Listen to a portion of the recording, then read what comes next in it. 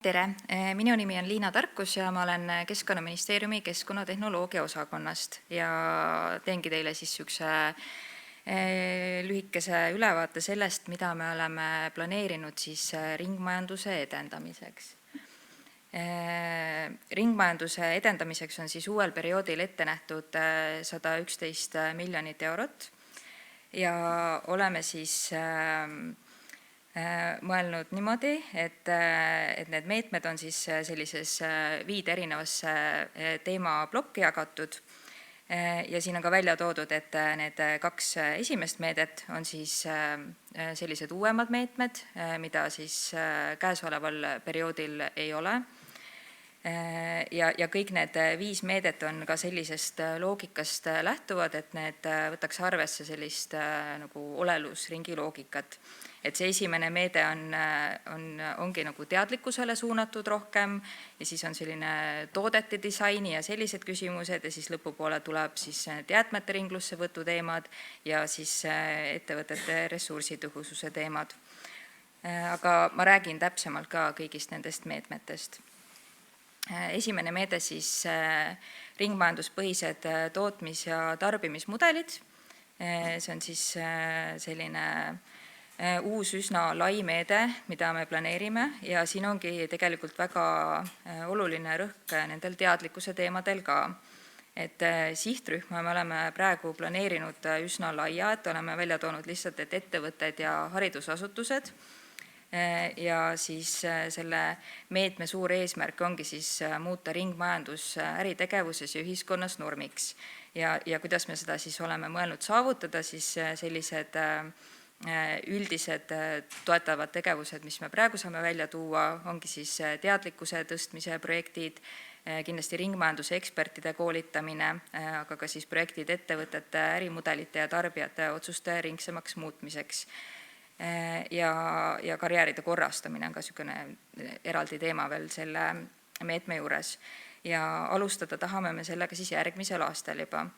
Ja võib-olla see käib nii selle meetme kohta kui kõigi järgmiste meetmete kohta, millest ma räägin, et need toetatavad tegevused, siin on sellised nagu üldised suunad, mis on välja toodud, et me ei ole veel detailides midagi veel lukku pannud, nii et igasugused ettepanekud on veel oodatud. Siis järgmine on siis jäätmetekke ja pakendamise vähendamine ja korduskasutus. See on siis selline see on ka uus meede meil siis ja see on suunatud siis toodetele siis peamiselt. Et sihtrühma me oleme ka praegu jätnud hästi laia siin, et ettevõtted, kohalikud omavalitsused, mittetulundusühingud ja kõrgkoolid, et kuna need toetatavad tegevused ka, me näeme, et siin on väga lai valdkond, et erinevate toodete ja pakendite ringne disain ja korduskasutuslahendused, materjalide teadus- ja arendustegevus, kõik, mis suunab siis jäätmetekke vähendamist. Eelarve on sellel siis 10 miljonit eurot ja siis omafinantseering on siis 50% siis nende projektide puhul ja sellel eelmisel ka, ma unustasin selle välja tuua, et eelmise meetme puhul samamoodi oli see omafinantseeringu määr oli 50%. Ja kuna see on selline uuem meede, mida veel tuleb disainida ja väga selline lai meede, et siis selle vooru ilmselt avame ka siis järgmisel aastal või siis ülejärgmisel aastal isegi. Nii, 3. meede, jäätmete liigite kogumise taristu terviklik arendamine. Siin on nüüd erinevalt siis 2 eelmisest meetmest, me näeme seda sihtrühma väga selgena, et need on kohalikud omavalitsused. Ja selle meetme siis eesmärk ongi luua sellised terviklahendused siis jäätmetaristu jaoks. Siin on eelarve on ka suurem, 35,5 miljonit eurot ja see toetuse osakaal on ka suurem, et omafinantseering on siin siis 1/3 projektist peaks siis olema. Ja toetatavad tegevused siis saab jagada põhimõtteliselt nagu 2, et on sellist füüsilist taristut toetavad jäätmejaamad, majad, erinevad kogumislahendused, kompostrid ja konteinerid, aga ka siis samas digilahendused, mis siis kogu seda füüsilist taristut toetavad, näiteks erinevad infosüsteemid, kaalud ja siis digitaliseeritud ligipääs andmetele. Nüüd 4. meede, jäätmete ringlussevõtt ja ohutu materjali ringluse tagamine. Et see jäätmete ringlussevõtu osa sellest meetmest, et see on ka praegu siis käesoleval perioodil oli jäätmete ringlussevõtu meede olemas, aga siia uueks perioodiks me oleme siis juurde lisanud sellise ohutu materjali ringluse osa, et eesmärk ongi suurendada teisese toorme turgu ja seal, kus siis vähegi võimalik siis asendada ohtlike ainete kasutamist, erinevate probleemsete ainete kasutamist. Siin on eelarve 25 miljonit eurot ja siis oma finantseeringu määr on siis 50% projektide puhul. Ja need toetatavad tegevused on siin ka üsna laiad, et see on samuti selline üsna lai meede, et nagu ka praegusel perioodil siis erinevad ringlussevõtu lahendused on toetatavad, aga uuena on siis siin juures piloteerimine, erinevad siis nagu demotehaste siis tegemine näiteks, ja selle ohutu materjali ringluse poole pealt siis nii-öelda kemikaali auditid siis ettevõtetes, mis peaksid siis soodustama nende ohtlike ja probleemsete ainete asendamist tootmises. Ja sihtrühmad on ka, me oleme praegu väga laiaks need jätnud, et kuna siin on erinevaid tegevusi palju, et ettevõtted, kindlasti jäätmekäitlus, ettevõtted, tööstus, kohalikud omavalitsused, kõrgkoolid ja loodame ka siis järgmisel aastal voorud avada. Ja viimane nendest 5 siis on võib-olla kõige tuntum meede, mis on ka praegu olemas, on ettevõtete energia ja ressursitõhusus tööstuses teeninduses. Siin on siis siin on siis eesmärgiks see, et muuta ettevõtted jätkusuutlikumaks ja konkurentsivõimelisemaks siis kõrgema ressursitõhususe abil. Eelarve on 34,5 miljonit eurot. Siin on siis oma finantseering peab suurem olema kui eelnevate meetmete puhul, et siin on siis 2/3 on see oma finantseerimise määr. Ja toetatavad tegevused on siin üsna kindlalt siis piiritletud, need on ressursiauditid ja siis investeeringud. Ja mis on nüüd erinev võrreldes käesoleva perioodiga, on see, et sihtrühmaks on lisaks tööstusettevõtetele ka teenindusettevõtted. Ja järgmisel aastal siis avame selle vooru. Ja siin on siis välja toodud veel, et ressursiauditi toetus ühikhinna alusel, see tähendab seda, et need ressursiauditite siis võtmine on tehtud lihtsamaks, et ei pea seda 3 pakkumist enam võtma. Ja võib-olla siis täpsustuseks veel, et investeeringu jaoks toetuse saamise aluseks on nõuetekohane ressursiaudit, aga selle ressursiauditi tegemiseks ei pea tingimata siit siis seda toetust taotlema, et ressursiauditi võib ka teha siis täiesti oma kuludega, aga et see on kindlasti oluline, et saada hiljem investeeringu toetus siit meetmest. Ja siin ongi selline üldine tabeli kujul veel kõik need meetmed välja toodud, et mis on need eesmärgid, kellele suunatud, summad ja siis need oma finantseerimise määrad. Ja lõpuks ma siis panen veel selle kontaktide osa, et kui teil tekib siin täiendavaid täpsemaid küsimusi, et siis Keskkonnaministeeriumist on kõige parem pöörduda Mihkel Krusbergi või siis Aire Rihe poole nendel teemadel. Ja lisaks siin all on veel link ringmajanduse lehele, et kui teil tekib nende toetatavate siis tegevuste osas mingeid ettepanekuid ja tahate veel kaasa rääkida, et siis selle ringmajanduse lehe kaudu saab ka meile veel ettepanekuid anda. Nii, aitäh sulle. Andke palun märku, kas teil on tekkinud küsimusi. Nii, siin ees. Aitäh. palun täpsustada, et seal oli keskmine omafinantseering ressursi tõhususe investeeringute puhul toodud see 67%. Kas see on lihtsalt arvutuslik keskmine erinevate ettevõtete kategooriate osas või siis on siin siiski plaanis ka seda riigiabi määruste skaalat jälgida, kus väikeettevõtted saavad rohkem toetust ja suurettevõtted vähem? Siin võib-olla Olga oskab seda paremini täpsustada. Aitäh. Siin on pigem keskmine, et me lähtume riigiabi reeglitest. Aitäh. Nii, kas on veel küsimusi? Seal tagapool on üks. Tõnis Vare, Eesti Elektritööstuse Liit. Et ma küsin niisuguse huvitava küsimuse, kuna erinevalt paljudest teistest, siis ma olen ettevõtluse esindaja ja igapäevaselt nii-öelda põllu peal, eks ju, et seda sama tabelit vaatan. Meie probleem ei ole mitte jäätmete kogumine või midagi niisugust liigiti korjamine edasi. Meie probleem on see ümbertöötlemine.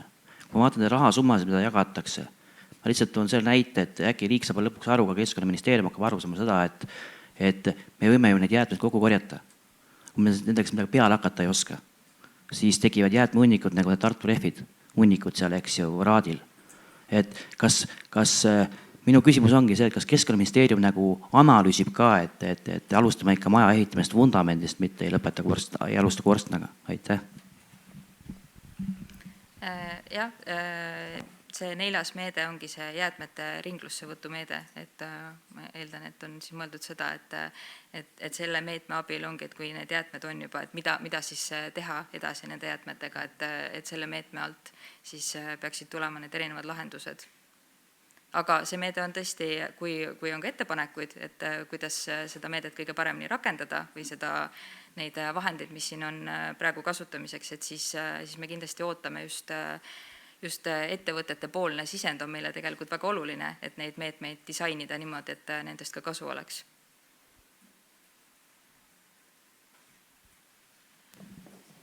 Ma lihtsalt toon teise näite ka, et see probleemi püstitus on vähe laiem. Et meil on seal, eks ju, ühekordsed nii-öelda pakendid. Ma ei tea, kas teist keegi on käinud Jaapanis. Minge. Plastikumaa. Küsimus ei ole mitte plastikus kui pahas asjas. Küsimus on selle plastiku ümbertöötlemises uuesti kasutusele võtus.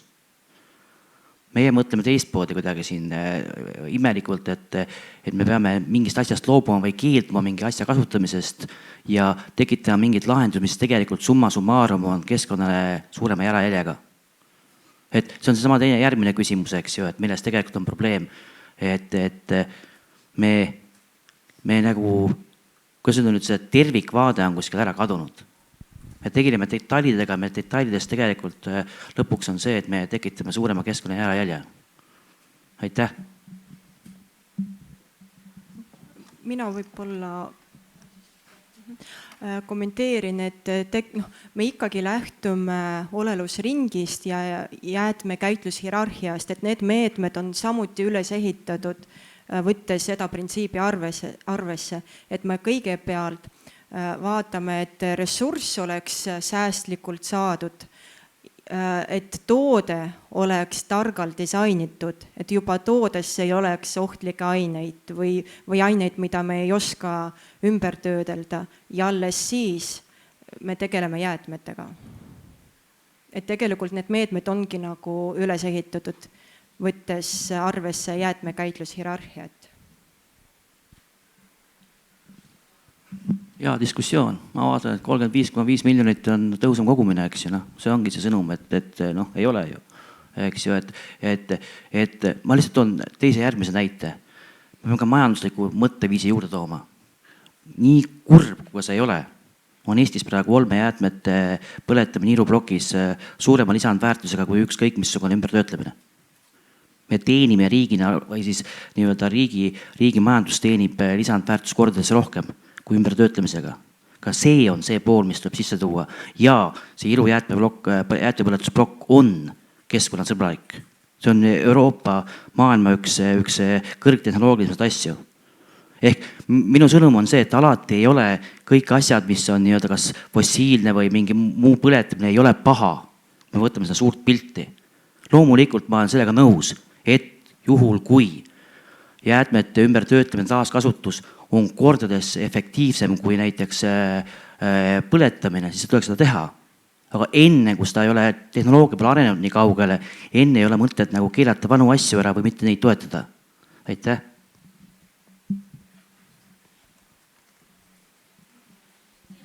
Nii, meil on seal taga veel küsimusi.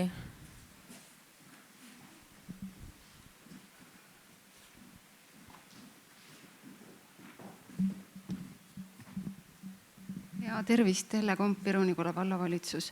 Minul on üks küsimus, et millega on põhjendatud toetuse saaja panus tõhusamal kogumisel 33% ja nende jäätmetest tohutumate toodete tegemine 50%, et ehk siis ettevõtja vaatest kuidagi on see nagu ka kummaline, et alati on niisugused pehmemad meetmed on toetatud paremini kui, et ehk siis selleks, et midagi ära teha, selleks peab sul raha endal olema, et ma just nagu tahaksin rõhuda sellele tähelepanu, et ka ärategemiseks on vaja raha ja see proportsioon minu meelest ei ole nagu väga okei, aga millega see põhjendatud on? Ja Olga võib-olla, kas... No, kui me räägime ettevõtetest, siis seal tulevad ka riigiabi reeglid, et me ei saa nagu rohkem. Ma arvan, et siin on jällegi see keskmine välja toodud. Et kui me hakkame...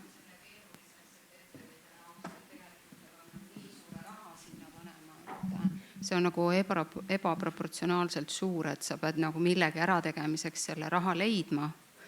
Ja samas igasuguseid koolitusi ja asju toetatakse väga hästi. Ja no eks, kui me hakkame neid meetmeid välja töötama, siis me paneme need tingimused detailsemalt kirja ja võib-olla siin ongi keskmised välja toodud, aga aitäh, me mõtleme veel selle peale. Nii, ja viimane küsimus. Tere, Timo ettevõttest Green Gravels. Tahaks korra selle eelmise diskussiooni uuesti üles tõmmata, et pean nagu riigi kaitseks selles mõttes välja astuma, et me koostöös teiega ja meie põhipartner KIK see aasta hakkasime Järvakandis klaasijäätmeid ümber töötlema. Ja kui te tõite välja rehvid, mis on niisugune nagu raske jäätmegrupp, siis klaas on täpselt samasugune, väga nagu keeruline ja toodame seal klaasivat killustikku. Kõik on nagu vägev. Te olete nagu hästi nagu innovatiivsed ja selles osas ma nagu kiidan, aga kus kohas me takerdusime päris tõsiselt, oli mõne teie allasutusega, et lõpuks nagu, seal olid mingid tootesertifikaadid ja asjad ja tegelikult ongi täna seis selline, et Skandinaavias kasutatakse seda materjali, kõik on nagu okei, me põhimõtteliselt 100% ekspordime, aga et seda Eestis kasutusele võtta, ma pidin kaasama 2 eksperti, 3 juristi, peaaegu 10 000 eurot kulutama ja lõpuks ma sain siis vastuse, et jah, Timo, sul oli õigus, teie toode on kõik nagu okei ja pange edasi. Et nagu ühe käega te nagu andsite, aga teistpidi mingil hetkel te jäite nagu kinni ja ma pidin nagu tõestama, et kuidas öeldakse, et ma pole nagu kaamel, et ma lihtsalt palve teile, et te natukene rohkem koostöös ettevõtjaga, et kui te lähete nagu projekti, teil on partner, et natukene rohkem nagu tuge ka peale seda, kui tehas on näiteks valmis ja tootmine käib, et siis kui on nii-öelda see nagu vastuvõtmine, üleandmine, et ega siis natukene rohkem käiksite ettevõtjaga koos, et tegelikult KIK ja teie olite nagu nii-öelda need esimesed käed, aga tegelikult kus läks jamaks, oli teie allasutustes. Et te nagu seda ka natukene rohkem jälgiksite. See on väga hea tagasiside ja kindlasti võtame seda arvesse. nii, aitäh. Tõmbame sellele teemale praegu joone alla.